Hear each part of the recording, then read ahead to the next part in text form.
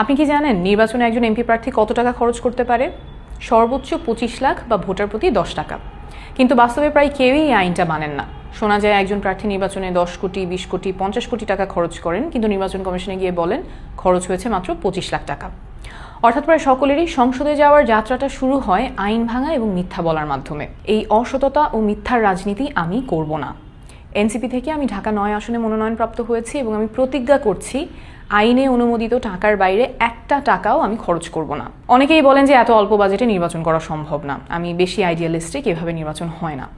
কিন্তু নতুন বাংলাদেশ করতে আমাদের এইটাই করতে হবে, এটা করা ছাড়া কোনো বিকল্প নাই। কারণ নির্বাচনের খরচ যখন 10 কোটি 20 কোটি টাকা পার হয়ে যায়, তখন নির্বাচিত হওয়ার পরে সেই টাকাটা তুলতে চাঁদাবাজি, টেন্ডারবাজি প্রায় বাধ্যতামূলক হয়ে যায় এবং এইভাবেই রাজনীতি সাধারণ মানুষের কাছ থেকে ছিনতাই হয়ে চলে যায় মুষ্টিমেয় কিছু সিন্ডিকেটের হাতে। আমরা একটা দৃষ্টান্ত স্থাপন করতে চাই যে সততার সাথে রাজনীতি করা যায়, নির্বাচন করা যায়। ঢাকা 9 আসনে আমার মোট ভোটার সংখ্যা প্রায় 47 লাখ। নির্বাচন কমিশনের আইন অনুযায়ী আমি মোট ব্যয় করতে পারবো 46,93,580 টাকা এবং এই টাকাটা আমি আপনাদের কাছ থেকে চাই।